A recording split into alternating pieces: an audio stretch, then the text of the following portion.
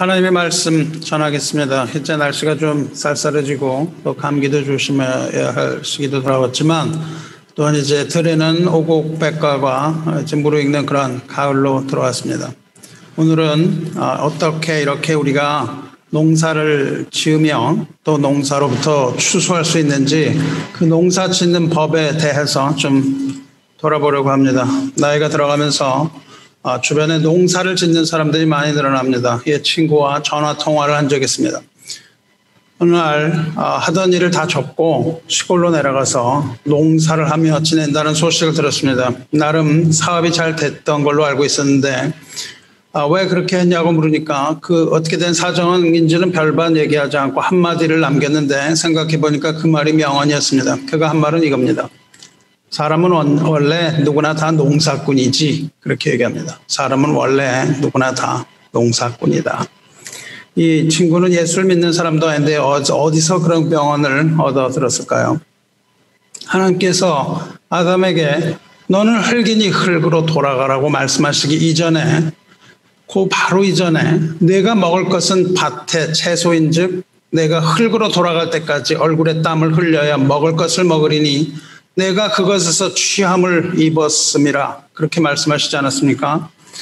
참 맞는 말이죠. 모든 사람들은 어떤 의미에서 모두 다 농사를 짓는 농부들입니다. 아담이 하나님에 대해서 죄를 지은 때부터 지금까지 누구나 다 땀을 흘려 일해야 하는 고단한 삶을 살고 있습니다. 과거에는 농사가 고된 일이었지만 현대 사회에서는 정신노동을 비롯해서 모두가 다 다양한 노동을 해야 하며 누구나 이렇게 다 고단한 삶을 살고 있습니다. 나름 자기 일을 즐기는 사람도 있겠지만 그것은 일이 잘 풀려나갈 때지, 일이 꼬이고 또 꼬이고 또 꼬이고 뒤틀어져서 빚더미에 앉을 때 즐겁게 일할 사람이 어디 있겠습니까? 잘 아시겠지만 농사는 아무나 짓는 쉬운 일이 아닙니다. 농사 지어보지 않은 사람이 농사를 지으면 처음부터 잘 될 것 같습니까? 그렇지 않습니다. 어디 농사일만 어렵겠습니까? 농사일이 어려운 것과 마찬가지로 이 세상에 어떤 일도 쉬운 건 없습니다. 밥 벌어먹기가 어디 쉽겠습니까? 인생이 다 어렵고 고생이 법이죠.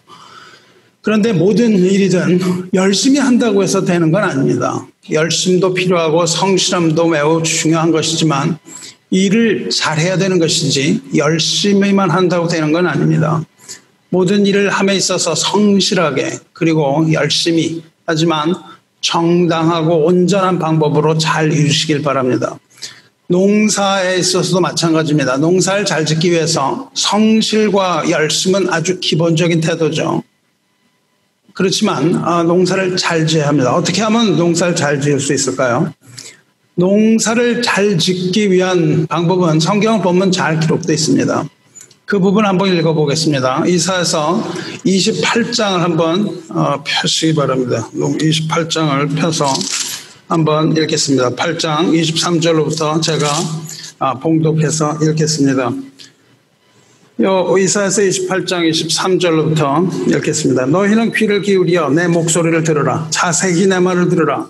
파종하려고 가는 자가 어찌 쉬지 않고 갈기만 하겠느냐. 자기 땅을 개간하며 고르게만 하겠느냐.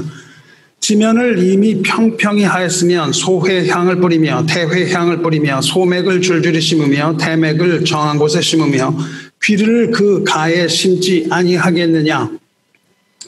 이는 그의 하나님이 그에게 적당한 방법을 보이사 가르치셨음이며 소회 향은 도리깨로 떨지 아니하며 대회 향에는 수레바퀴를 굴리지 아니하고 소회 향은 작대기로 떨고 대회 향은 막대기로 떨며 곡식은 두수는가 아니라 늘 떨기만 하지 아니하고 그것에 수레바퀴를 굴리고 그것을 말굽으로 밟게 할지라도 부수지는 아니하나니 이도 만군의 여호와께로부터 난 것이라. 그의 경영은 기묘하며 지혜는 광대하니라. 아멘. 예. 이것이 바로 농사 짓는 방법입니다. 이것을 따라하면 농사를 잘 질 수 있는 것이죠. 23절을 보면 너희는 귀를 기울여 내 목소리를 들으라. 자세히 내 말을 들으라. 이렇게 말씀하세요.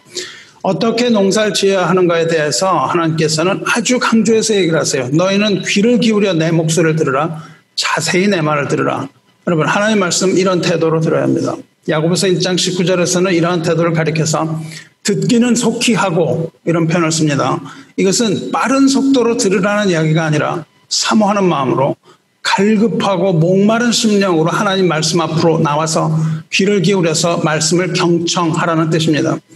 무릇 교회에서 하나님의 말씀이 선포될 때에는 힘써서 모이시고 모든 정신을 집중해서 귀를 기울여 들으시기 바랍니다.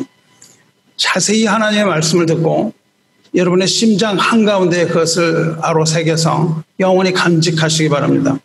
귀를 기울여 들으라는 말은 listen carefully. 이제부터 이런 이야기를 할 테니 그리고 그 말은 아주 중요한 것이니 귀를 기울여서 주의해서 들으라는 그런 말씀이에요. 잘 새겨 듣고 그것을 따르라는 말씀입니다. 극진한 효자가 아버지의 말에 귀를 기울여서 새겨 들음과도 같이 하나님 아버지께서 여러분에게 하시는 말씀도 귀 기울여서 성실하게 들으시고 모든 말씀에 아멘으로 화답하여 듣고 깨달은 말씀에 순종하시기 바랍니다. 조금 전에 읽은 이사야서 28장 말씀은 어떤 농부에게 하시는 말씀입니다. 그런데 이 부분은 보통 농사 짓는 농사법을 넘어서서 하나님의 구원의 경륜에 대한 선지적이고 예언적인 계시의 말씀입니다. 그러므로 그렇게 귀 기울여 들으라고 말씀하고 계시는 것이죠. 또 이것은 예수님께서 말씀하신 천국 비유와도 일맥상통하는 부분이기도 합니다. 여러분이 하나님의 이 말씀을 듣고 이 말씀을 깊이 파고 들어가서 깊이 묵상하면 하나님의 구원의 경륜에 깊은 데로 들어갈 수 있습니다. 하지만 이 구원의 깊은 경륜에 대해서는 다음에 다시 논할 기회가 있을 것으로 기대하며 오늘은 그 말씀에 있는 외형적인 말씀에 관한 것과 우리의 삶의 적용에 대해 한정하여 말씀 나누어 봅니다. 여러분 이 중에 농사를 지어보신 분이 있습니까? 나는 서울에서 나서 자랐기 때문에 제대로 농사를 지어본 적 없지만 마당에 조그맣게 채소밭을 만들어 본 적은 있습니다. 텃밭에 채소를 키우기 위해서 맨 처음 필요한 일이 무엇인가요? 여러분은 씨 뿌리는 일이라고 그렇게 말을 하겠지만 천만에 그렇지 않습니다.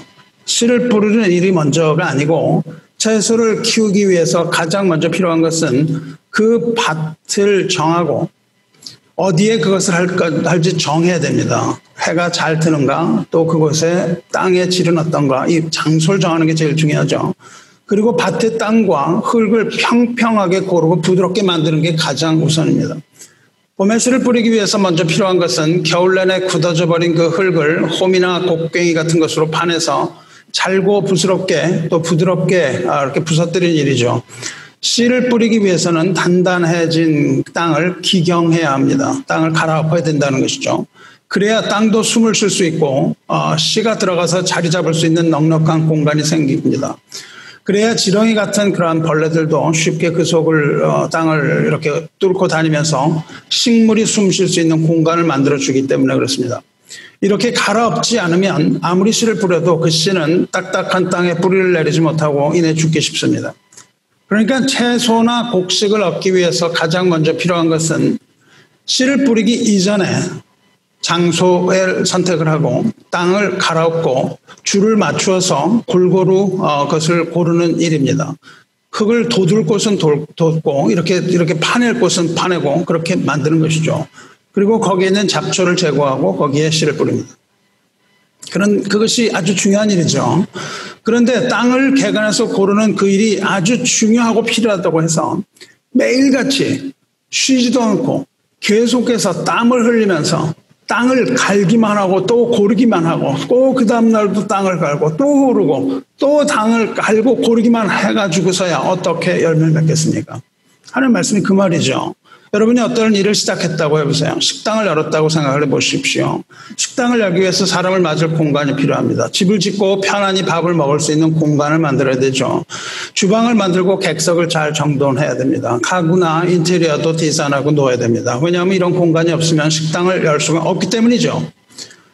그런데 그것이 대단히 중요하지만 영업은 하지 않고 계속해서 공사만 해서 좋은 시절 다 보내고 식당이 잘 되지 않는 겨울을 맞거나 이렇게 하면 그것이 무슨 소용이 있겠습니까? 중요한 일이라고 해도 계속해서 공사만 해서는 절대 식당을 열 수 있는 기회는 없는 거죠.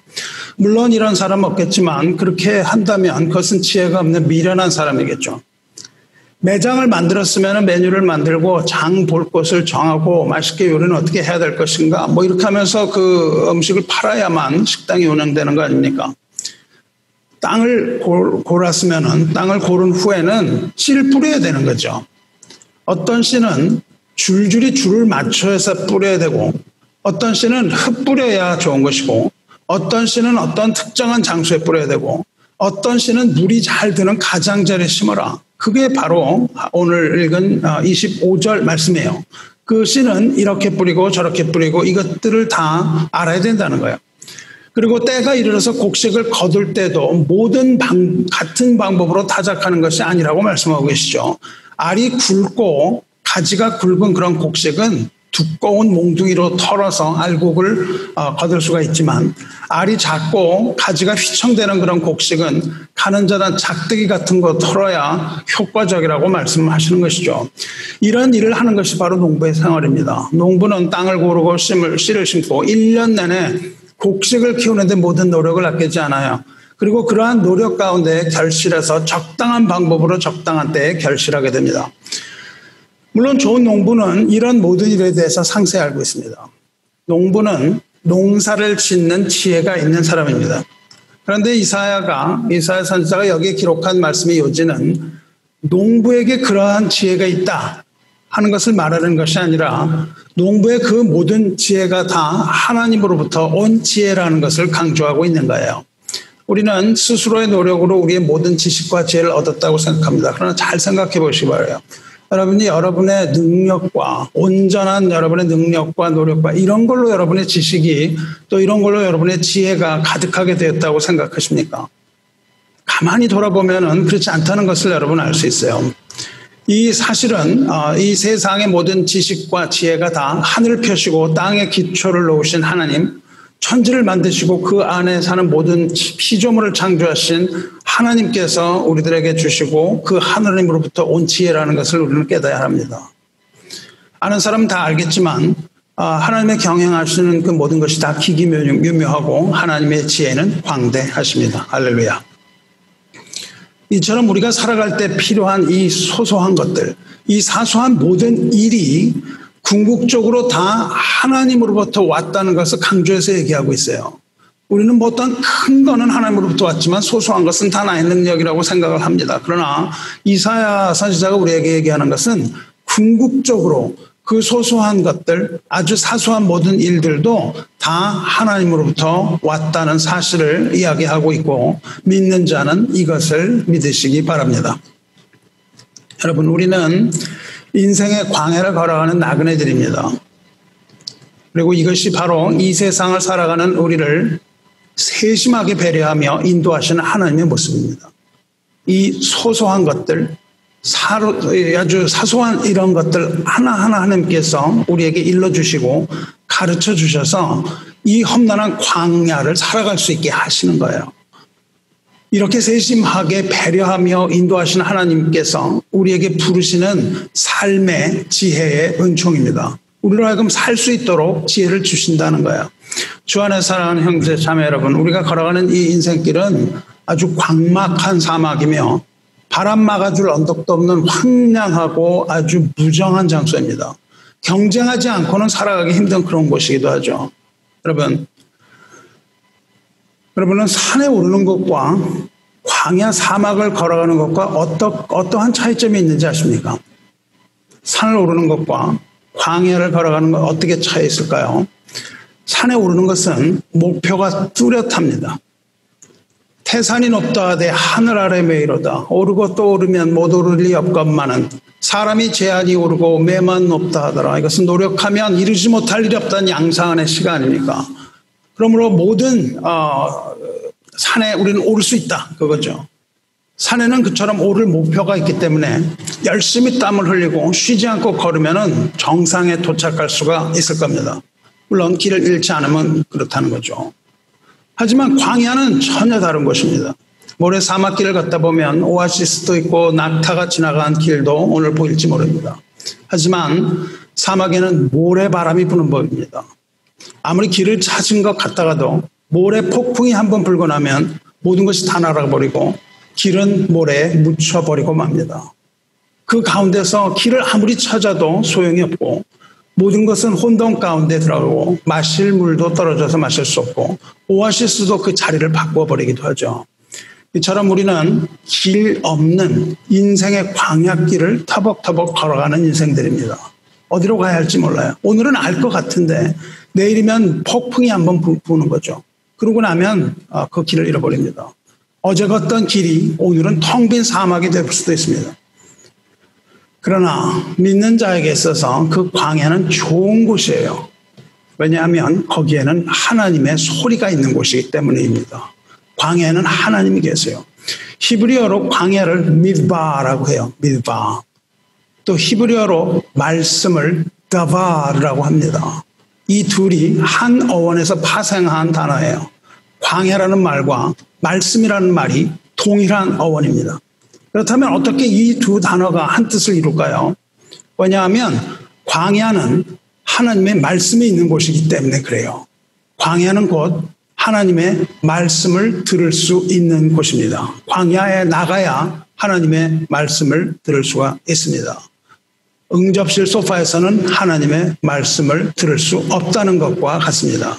시편 23편에서 묵상할 수 있는 것처럼 광야는 여호와 하나님께서 우리의 목자가 되심으로 양을 부르는 목자의 음성이 있는 곳이기 때문에 그래요.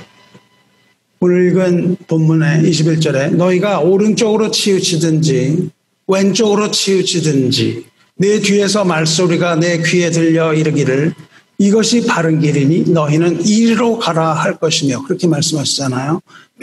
광야에서 길을 잃고 우리가 왼쪽으로 치우치거나 또 길을 잃고 오른쪽으로 치우치거나 하면 이것이 바른 길이니 너희는 이리로 가라 이런 말소리가 뒤에서 들려 갈 길을 재촉하기도 하고 또한 인도하시기도 하는 곳이 바로 광야예요. 이처럼 광야를 걷는 동안에는 우리는 하나님과 동행하는 겁니다. 하나님의 말씀은 그렇기 때문에 우리가 이 척박한 광야에 있을 때 하나님의 말씀은 그 진정한 가치를 발휘하는 법입니다. 그러므로 여러분이 인생의 광야길을 걸어가고 있다면 모래 폭풍을 두려워할 필요가 없는 거예요. 길이 어디로 나 있는지 볼 필요가 없는 겁니다. 왜냐하면 하나님께서 우리와 함께 하시고 우리 뒤에서 우리를 인도하시기 때문에 그렇습니다. 우리는 그렇게 광야를 지나갑니다. 그러나 여러분과 제가 하나님과 동행하여 이 인생 광야를 지나서 걸어갈 종착역이 있는 거예요. 그렇게 어디로 가야 할지 모르고 방황하는 것이 아니라 우리는 인생 그 광야, 어디로 가야 하는지 모를 것 같지만 그 인생 광야를 지나서 우리가 갈 목표가 있는 거예요. 그 종착역이 어디입니까? 그 종착역은 바로 이 땅에 도래할 하나님의 나라, 새하늘과 새 땅, 곧 하나님의 천국입니다. 그것은 하나님의 자녀들이 걸어가야 할 저 높은 곳에 우뚝 선 우리 고향, 우리 본향입니다. 그리고 목자이신 우리 하나님께서는 우리와 늘 동행하셔서 길을 인도하시고 그 자녀를 저 높은 곳 하나님의 나라로 이끌어 가십니다. 우리가 모두 좋아하는 그 이수인 작곡 가곡 고향의 노래를 들었습니다. 고향을 그리워하는 노래예요. 거기 보면 이런 가사가 나옵니다. 이제는 한적한 빈들에 서보라. 고향을 그리다가요. 이제는 한적한 빈들에 서보라. 이제는 손 모아 눈을 감으라. 그런 말이 나와요. 빈들에 서서 고향을 그리워하는 겁니다. 빈들에 서서 손을 모으고 눈을 감는 겁니다. 주 안에 사랑하는 여러분, 인생의 바쁜 여정에서 여러분은 이런 여유를 가지시기를 축원합니다. 고향이 어디 있는지 잘 보이질 않아요. 그런데 거기에 서서 그 빈들에 서보는 겁니다. 그리고 그 빈들에서 손을 모으는 것이죠. 그리고 눈을 감는 것이죠. 어디 길을 찾는 것이 아닙니다. 어디 길을 찾는 것이 아니라 손을 모으고 눈을 감고 그 빈들에 서는 거예요. 여러분은 이 광야를 헤매서는 안 됩니다. 잘못된 길을 가면 잘못된 곳으로 계속해서 걸어가기 때문에 그래요. 그 광야를 헤매지 말고 여러 갈래 갈 길이 나오거든 여러분은 한적한 들판에 그 빈들에 서보기를 바랍니다. 성급하게 발걸음을 옮기는 것이 아니라 거기 서서 가고자 하는 그 본향을 그리워하는 거예요. 그때 하나님의 음성이 세미하게 들리는 겁니다. 길을 인도하시는 하나님의 음성이 세미하게 들리는 거예요. 우리가 바쁜 발걸음을 재촉하고 그것을 향하여 어딘가 향하여 뛰어갈 때에는 하나님의 음성이 들리지 않는 법입니다. 왜냐하면 세상의 시끄러운 소리와 그 두려움에 우리가 잠식되어서 거기로 뛰어가기 때문에 그래요. 세상의 시끄러운 소리가 여러분의 마음과 귀를 가리기 때문에 그렇습니다. 한적한 빈들, 그 광야에서 우리는 멈추어 서야 돼요. 그 광야에서 하나님의 음성을 들으시기를 주님의 이름으로 축원합니다. 길을 인도하시는 주님께서는 그냥 막연하게 저희가 천국이야, 천국으로 가라, 그렇게 말씀하시는 분이 아니에요. 하나님이 그렇게 말씀하시면 천국이 어딘 줄 알고 우리가 천국을 가겠습니까? 하나님은 막연하게 도착지를 가리키면서 알아서 거기로 가라, 여기 주소는 여기야, 그렇게 가르치는 분이 아니죠. 저기가 종착역이니까 저리로 가라고 그 주소 알려주시는 것이 아니라 여러분이 세상 근심을 접어두고 하나님의 음성에 집중한다면 하나님께서는 그 갈림길의 굽이굽이마다 갈 길을 자세히 알려주시고 그 길에 다다르는 지혜를 하나하나 알려주시는 겁니다. 이 모든 것이 다 만군의 여호와로부터 난 것이라. 그의 경영은 기묘하며 지혜는 광대하니라. 아멘. 그렇게 말씀하시지 않았습니까? 그리고 우리는 그 광야를 지금 지나가는 것인데 우리가 그 길을 하나님의 인도하심을 받아서 그 길을 다 가고 난 다음에는 그 다음에는 우리는 산으로 올라가는 겁니다. 우리가 갈 이 인생의 길 끝에서 올라가야 하는 것은 산인데 우리가 올라가야 하는 그 산은 바로 여호와의 산입니다. 하나님의 산이에요. 시편 24편 3절에 여호와의 산에 오를 자 누구며 그의 거룩한 곳에 설 자가 누구인가? 누가 과연 하나님의 산에 오를 자격이 있습니까? 광야를 통과하여 간 사람입니다. 하나님의 산은 우리가 가진 능력이나 힘으로 오를 수 있는 그런 곳이 아닙니다. 여호와의 산에 오를 자는 예수 그리스도를 주와 그리스도로 믿음으로 인내하며 이 광야길을 믿음으로 건너가며 그리스도의 인도하심을 받은 자, 그들이 바로 그 산에 올라가는 자들이에요. 우리가 회개하여 마음으로 믿으면 의에 이르고 입으로 시인하여 구원에 이릅니다. 우리가 십자가의 도를 믿으면 영생을 얻고 구원을 얻습니다. 이렇게 구원받은 자들은 광야를 통과하게 되는 거예요. 애굽에서 나온 자들은 광야를 40년 동안 통과합니다. 그리하여 그들의 마음이 청결해지고 하나님이 기뻐하시는 대로 죄의 짐을 벗고 예수 그리스도의 십자가를 따라 인도함을 받는 자들입니다. 그러나 그 광야길은 결코 쉬운 길이 아니며 그 길은 또 그 산은 험준하고 높은 줄령을 넘어가야 하는 여러분과 내가 함께 걸어가야만 하는 길입니다. 그 길은 좁은 길이요 험한 길입니다. 그러나 하나님은 거기서도 저 산이 내가 오를 산이니 이리로 올라가라 하면서 뒷짐 만지고 그 허덕이는 자에게 손가락으로 산의 정상을 가리키는 그런 분이 아닙니다. 내가 아는 나의 하나님은 길을 잃고 절망 가운데 헤매는 이들에게 어서 산에 올라 뭐해 그렇게 고함 지르고 뒤에서 등을 떠미는 그런 분이 절대 아닙니다. 비록 우리 목표가 거기라 할지라도 하나님은 우리가 좁고 험한 길을 걷다가 지치고 배가 고파서 쓰러질 때 높은 보좌를 버리고 하나님은 그 아래로 내려오셔서 친히 우리에게 먹을 상을 베풀어 주시고 마실 것을 주시며 지치고 고난 우리의 삶 가운데 들어오셔서 따뜻한 말씀으로 위로하시고 우리 눈에 맺힌 모든 눈물을 씻어주시고 힘과 능력을 베풀어 주셔서 손을 잡아서 다시 일어나서 천국으로 가는 길, 그 산으로 올라가는 그 길을 걷게 하시는 사랑과 위로의 하나님이십니다. 물론 하나님은 우리가 가진 모든 죄를 다 미워하시고 죄에 대하여는 크게 진노하시며 죄는 결코 용서하지 않는 두렵고 무서운 하나님입니다. 만일 우리가 우리의 죄를 자복하고 회개하지 않는다면 하나님은 그 걸음을 멈추시고 당장 그 자리에 서서 인도하심을 멈추시는 하나님입니다. 모래 폭풍 가운데에 눈을 뜰 수 없도록 휘몰아치기도 합니다. 모두가 다 우리의 죄와 욕심 때문이죠. 그 가운데 하나님은 발걸음을 멈추고 인도함을 멈추고 그 가운데 있습니다.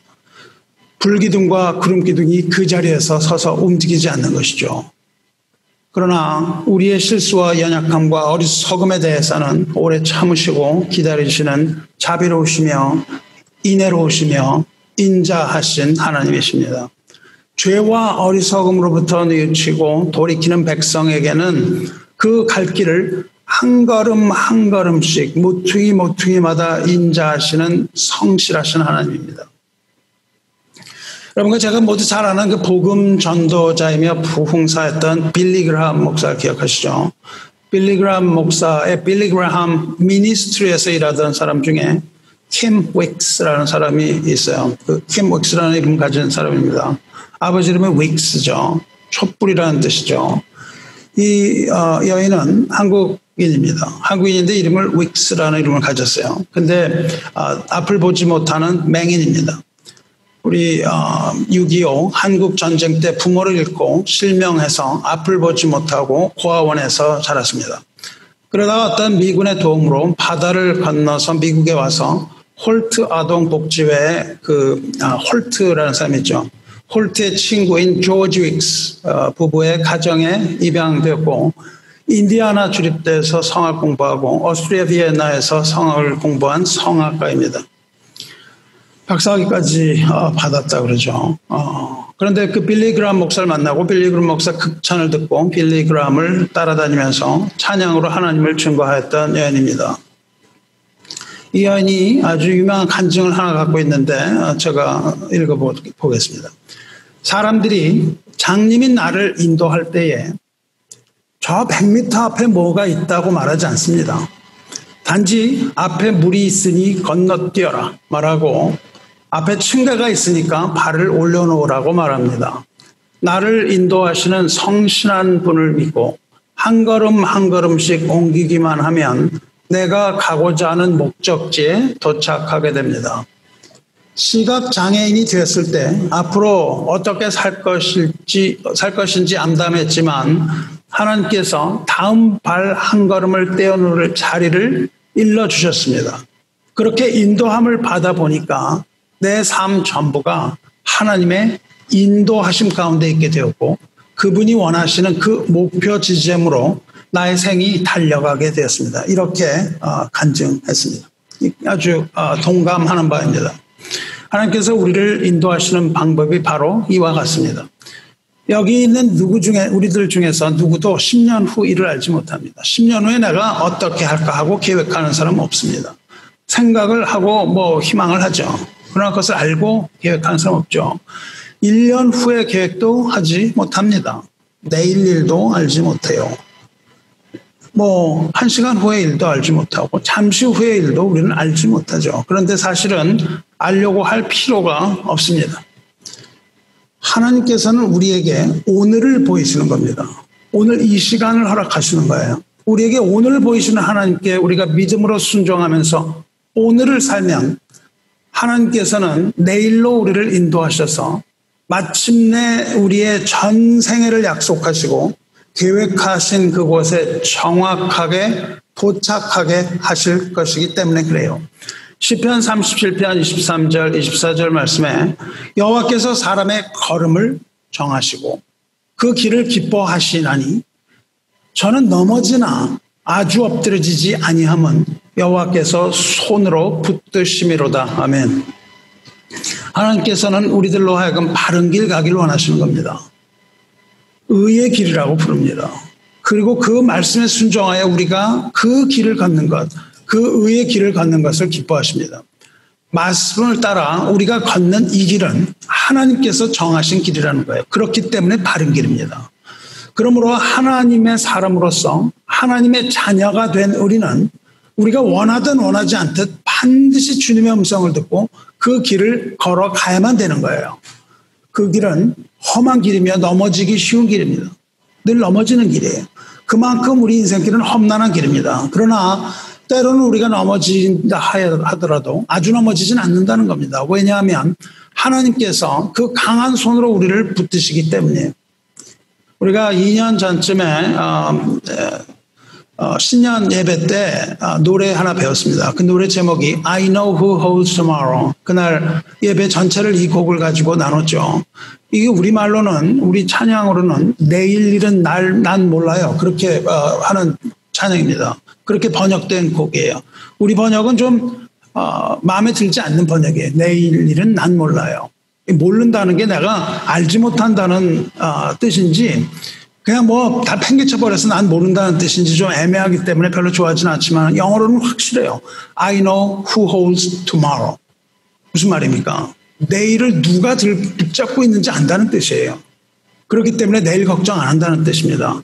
우리는 내일은 알지 못하지만 내가 아는 것 한 가지, 내가 내일 일은 알지 못해도 아는 게 하나 있다는 거예요. 오늘 그건 뭐냐면 내일을 붙들고 있는 손이 누구의 손인지는 안다는 겁니다. 그렇습니다. 내일은 하나님께서 붙들고 계시는 거예요. 그러므로 모든 것이 다 나의 내일이 하나님의 완벽한 통제 안에 있다는 겁니다. 그러므로 내일 일은 우리가 걱정할 바가 아니라는 거예요. 우리는 오직 오늘 하루 하나님의 인도하심을 바라고 하나님께서 인도하시는 대로 하루하루 기도하며 살면 됩니다. 그리고 기뻐하며 살면 되는 거예요. 예수님께서 말씀하셨습니다. 그러므로 내일 일을 위하여 염려하지 말라. 내일 일은 내일 염려할 것이요. 한날 외로움은 그날에 족하여라. 내일 일은 내일 염려하라는 말은 우리 번역이 별로 그렇게 잘된 번역이 아니에요. 내일 일은 내일 염려하라 그러니까 오늘 염려하지 말고 내일 염려하라는 것 같잖아요. 그런 뜻이 아닙니다. 이 뜻은 뭐냐면 내일 일은 내일로 하여금 염려하게 해라 그 말이에요. 네가 염려하지 말고 내일은 내일더러 염려하라고 해 그 말이에요. 그러니까 전혀 염려를 하지 말고 염려는 내일한테 넘겨버려라 그런 뜻입니다. 내일더러 알아서 염려하라고 하고 염려를 넘겨버리고 너는 걱정하지 말고 내 안에서 쉬어라 그 말씀입니다. 그러니 하나님 믿는 여러분이 하나님을 믿으면 주님도 믿으시는 겁니다. 그리고 내일 일은 걱정하지 마시기 바라요. 오늘이 내일이 여러분을 속입니다. 오늘이 내일이 여러분을 속일지라도 낙담하지 마시고 내일을 붙들고 계시며 또 하루 오늘 또 우리와 동행해 주시는 그 주님과 함께 즐거운 길, 기쁨으로 걸으시기를 주님의 이름으로 축원합니다. 말씀으로 돌아가겠습니다. 하나님께서는 우리에게 농사 짓는 법 가르쳐 주셨죠. 소회향과 대회향, 소맥과 대맥의 씨를 심는 법, 농사 짓는 방법 하나하나 상세히 가르쳐 주십니다. 그저 나가서 농사를 지어라 이렇게 명령하시는 분이 아니라는 거예요. 먼저 땅을 갈아엎은 후에 고르게 하고 씨를 흩어 뿌리고 줄을 맞춰 심고 특정한 곳에 특정한 씨를 심어라 그렇게 말씀하시잖아요. 그렇게 일일이 지혜로 가르쳐 주시는 거예요. 여러분의 삶도 그렇다는 거죠. 기도하는 자에게 성령으로 임하시는 하나님께서 우리 마음 가운데 지혜를 주시고 갈 길을 인도하시는 겁니다. 이렇게 가르치고 말씀하시는 이유는 우리들로 하여금 그 말씀 듣고 순종하며 따라서 행하라는 말씀이에요.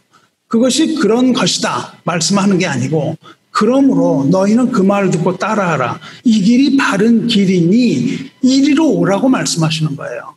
이 길이 바른 길이야. 그 말에서 끝이는 것이 아닙니다. 이것이 바른 길이니 그리로 가라고 말씀하시는 거예요. 그러므로 우리는 하나님께서 주시는 지혜를 따라서 실제로 열심히 농사를 지어야 하는 거예요. 아, 농사는 그렇게 짓는 거구나. 이것은 아무 소용이 없는 것입니다. 그 말씀을 따라서 열심히 농사를 지어야 돼요. 성실함이 있어야 됩니다. 부지런함이 있어야 돼요. 씨를 심고 실제로 수확을 해야 되는 거예요. 하나님께서 우리에게 주신 그 생활의 지혜를 썩히지 말고 게으름 피우지 말고 성실하게 힘을 다해서 농사를 지어야 할 것입니다.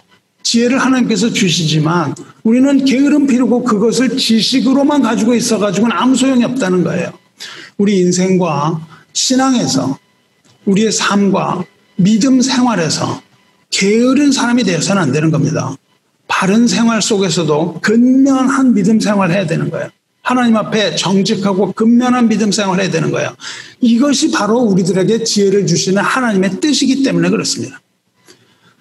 그러나 이것만으로는 부족한 거죠. 우리가 아무리 땅을 열심히 갈고 열심히 일을 해도 그 씨가 싹을 내고 결실한다는 보장이 없습니다. 하나님께서 그 지혜를 주셨어요. 자, 이제 땅을 고르고 씨를 심어라. 열심히 땅을 심었습니다. 아주 그냥 열심히 했어요. 게으르게 하지 않고. 그러나 그것 가지고 부족한 거예요. 아무리 열심히 일을 해도 그 씨가 싹을 내고 결실을 한다는 보장이 없습니다.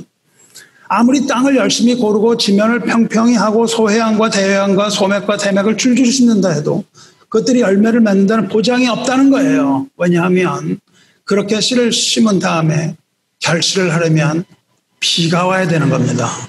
비가 오지 않으면 아무리 열심을 해도 그것은 결실하지 못해요.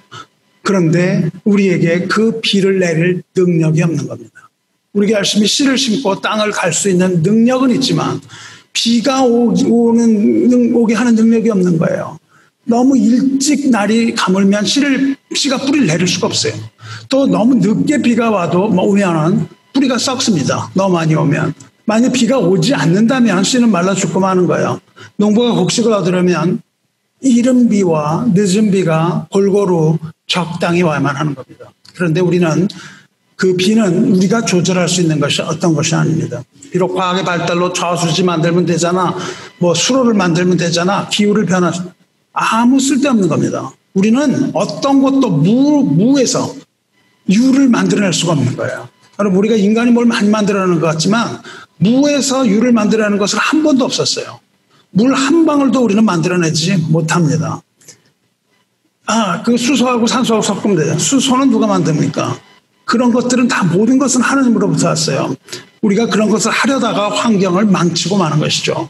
1년 내내 비가 오지 않는다면 모든 농작물 다 말라 죽습니다. 아무리 제방과 뚝을 높이 쌓아도 하나님께서 쓰나미 한 번 일으키시면 우리가 힘들어 만든 쌓은 높은 제방도 순식간에 무너져 버리고 마는 겁니다. 이것이 바로 본문 30장 23절의 말씀이에요. 내가 땅에 뿌린 종자에 주께서 비를 주사 땅이 먹을 것을 내며 곡식이 풍성하고 기름지게 하실 것이며 이렇게 말씀하시죠. 비록 우리가 씨를 뿌려도 그것을 이루시는 분은 하나님이십니다. 하나님께서는 하나님의 때에 주님의 정하신 주님의 시간에 이른 비와 늦은 비, 알맞은 비를 우리의 상한 심령 가운데 내려주실 것입니다. 할렐루야. 우리는 하나님이 주신 지혜로 우리의 삶을 계획하고 실천해야 됩니다.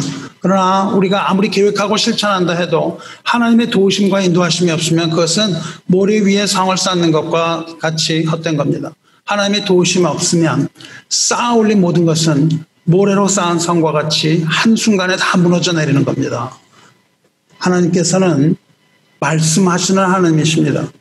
하나님께서는 말씀으로 우리를 인도하시는 거예요. 여호수아 1장 8절에 이 율법책을 내 입에서 떠나지 말게 하며 주야로 그것을 묵상하여 그 가운데 기록한 대로 다 지켜 행하라. 그리하면 내 길이 평탄하게 될 것이라. 내가 형통하리라 말씀하셨습니다. 아멘. 사랑하는 성도 여러분, 내일 일로 여러분 고민합니까? 불확실한 미래 때문에 걱정됩니까? 어떤 일 때문에 지금 두려움과 고민이 떠나지 않습니까? 그렇다면 무거운 짐과 수고를 다 주님 앞에 내려놓아야 합니다. 그리고 쉼을 얻어야 합니다. 내일은 내일의 지혜를 주님께서 공급하여 주실 거예요. 내일의 지혜는 내일 주십니다. 내일의 지혜를 오늘 안 주세요. 미리 걱정하기 때문에 그렇습니다. 미리 걱정할 하등의 이유가 없습니다. 내일의 지혜는 하나님께서 반드시 지혜를 주실 것을 믿으시기 바라요. 그게 불안하기 때문에 의심 때문에 두려운 거예요. 내일의 지혜를 내일 얻지 못할까 봐 두려운 겁니다. 그래서 하나님께서는 만나를 하루분만 주시는 겁니다. 미리 내일을 두려워하거나 근심하지 말고 오늘의 지혜로 오늘을 성실하게 살아야 되는 거예요. 오늘 주신 지혜를 행해야 되는 거예요. 내일 어떻게 될까 생각하면서 오늘 주신 걸 행하지 않으면 무슨 소용이 있겠습니까? 내일 때문에 주께서 주신 오늘의 평화를 망치지 말라고요. 때가 이르면 하나님께서 비를 내리시는 겁니다. 광야는 배고픈 곳이고 목마른 곳이에요. 여러분이 배고픔을 느끼지 못하고 목마름을 느끼지 못하면 광야가 아니에요. 목마름으로 하나님 말씀이 기다려져야 여러분이 광야에 있는 겁니다. 정말 목마른가요? 정말 하나님 말씀이 없어서 못 살겠어야 되는 거예요. 그래야 여러분이 광야에 있는 거예요. 나는 집에서 그냥 있어도 걱정이 없네. 이 광야에 있는 게 아니고 하나님의 음성이 안 들리는 거예요. 이 세상에 넘쳐나는 말씀과 같은 것들이 많지만 절대 그것은 하나님이 여러분에게 하는 말씀이 아닙니다. 갈급한 심령에 하나님 말씀 주시는 거예요. 광야는 배고프고 목마른 것이에요. 목마름으로 기다리고 아주 배가 고픔으로 기다려서 하나님 말씀 앞으로 나오시기 바라요. 그래야 하나님의 음성이 들립니다. 광야는 메마르고 건조해서 농사 지을 수 없는 데입니다. 그런데 하나님께서 거기에 농사를 지라고 지금 말씀하고 계시는 거예요. 하나님께서 비를 내리시면 그 광야가 비옥한 땅으로 변할 거라는 겁니다. 그리고 오곡백과의 열매를 결실하고 추수하게 된다는 거예요. 말씀을 읽고 마치려고 해요. 내가 땅에 뿌린 종자에 주께서 비를 주사 땅이 먹을 것을 내며 곡식이 풍성하고 기름지게 하실 것이며 그날에 내 가축이 광활한 목장에서 먹을 것이요 밭가는 소와 어린 나귀와 키와 쇠수랑으로 까부르고 맛있게 한 먹이를 먹을 것이며 크게 살육하는 날 망대가 무너질 때에 고산마다 줄령마다 그 위에 개울과 시냇물이 흐를 것이며 말씀하시거든요. 이 마지막 날에 관하여 말씀하시는 것입니다. 그날에 크게 살육하는 날이에요. 망대가 무너지는 날입니다. 그 날에 개울과 시냇물이 흐르는 거예요. 말씀해 뵙겠습니다. 주 안에 사랑하는 형제 여러분, 인생의 길이 평탄하고 형통하게 원합니까? 하나님의 말씀 앞에 나와야 됩니다. 하나님의 말씀 위에 굳게 서야 돼요. 여러분의 생명을 바꿔서라도 하나님의 말씀을 취해야 되는 거예요. 세상의 모든 보화를 다 버려서라도 하나님의 말씀을 취해야 됩니다. 그만큼 우리에게 있어서 하나님의 말씀은 그만큼 중요한 거예요. 천국으로 가는 키이기 때문에 그렇습니다. 하나님께서 말씀을 통해서 우리에게 알려주시기 때문에 그래요. 그러므로 여러분 말씀 위에 굳게 서시기 바라요. 그렇게 여러분이 말씀 위에 굳게 서시면 하나님께서 여러분 인생의 여정에 한 걸음 한 걸음 인도하실 겁니다. 하나님의 선하심과 인도하심이 천국의 소망과 함께 여러분과 저에게 함께 하시기를 주님의 이름으로 축원합니다. 아멘. 기도하겠습니다. 은혜로우시고 자비로우신 하나님 아버지, 하나님의 은혜와 사랑에 감사드리나이다. 전례가 없이 악한 이 세대에 주님의 날이 가까움을 체감하는 오늘날, 주님의 제 이름이 눈앞에 보이는 이 시간, 하나님의 말씀을 사모하여 이 자리에 모인 하나님의 백성들에게 광야의 말씀을 들려주심에 감사드리나이다. 주님께서 다시 오시는 그날, 세상을 심판하시는 그날, 큰 살육이 있는 그날, 망대가 무너지는 그날에 세상은 심판을 받을 것이지만 오직 주님께서 남겨놓으신 남은 자들은 광야를 지나 주님의 긍휼과 사랑과 자비에 힘입어 능히 그 무서운 환난과 고통을 이기고 승리하며 밝고도 밝은 하나님의 영광을 보게 될 것을 우리는 믿습니다. 이제 우리 믿음의 눈을 밝히시고 깊은 사랑과 기쁨과 평화로 우리의 생명과 우리의 믿음을 지키시는 하나님의 은혜를 바라볼 수 있는 영의 눈을 허락하여 주시옵소서. 은혜 위에 은혜를 더하시고 이 은혜로 인하여 광야에서 하나님의 영광이 드러나게 하시고 또한 우리에게는 승리의 기쁨을 허락하여 주시옵소서. 우리의 입에서 감사와 찬양이 끊어지지 아니하게 하여 주옵소서.